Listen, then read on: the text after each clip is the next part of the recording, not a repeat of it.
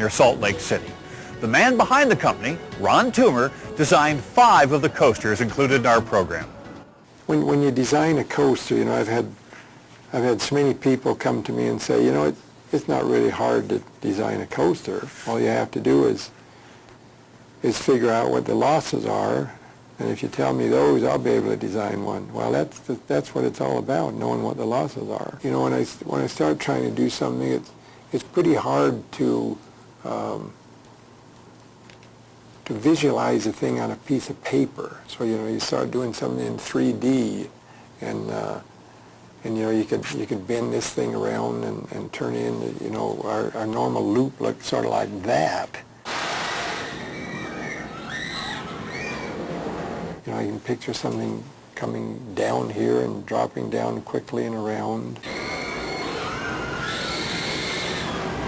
I draw the things to start with, do the original designs and whatnot, turn that over to the engineering department guys, and they turn it into real geometry and mathematics. And when we start on a new ride, we like to, you know, a new totally different experience, we like to build a prototype of the ride, either a full-scale ride or a full-scale part of a ride. It's kind of a scary thing to ride on because we only built part of a ride. There's no lift or anything like that. And we get a big crane out there when it's time and lift this whole track piece up and sit it up on top and then let the thing go.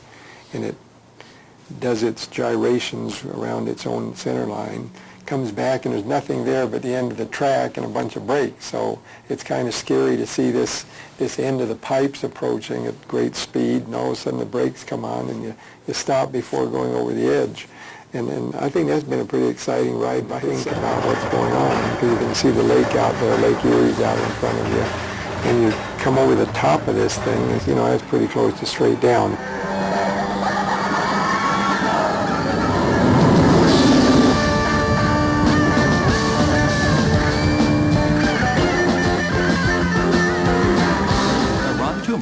The Big Bad Wolf was probably the first of the really good suspended coasters, and it's still an outstanding one. There's one place where you go through an arch and the thing swings, and it really looks like it's going to swing right out and hit this. And I think that's another thing that gives the illusion of danger and speed. Big Bad Wolf's journey starts at the medieval boarding station. A leisurely stroll through a lush forest setting belies the thrilling ride ahead.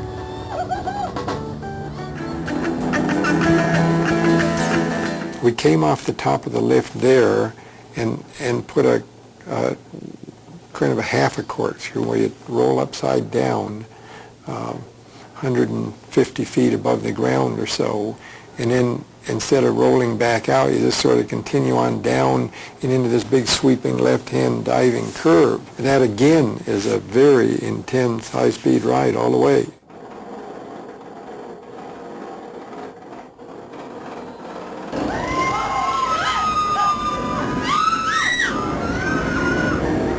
Can we go? How fast can we go? What are we going to do to the people? Is there a limit on how high they are? Well, if you'd asked me this 15 years ago, I'd have probably said, boy, we're getting close to the limit here. We'd gone to 125 feet at that time, which was the biggest one in the world.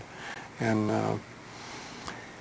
I really thought, you know, we're not going to get all that much higher. Well, we are. We're way higher now. We're over 200 feet.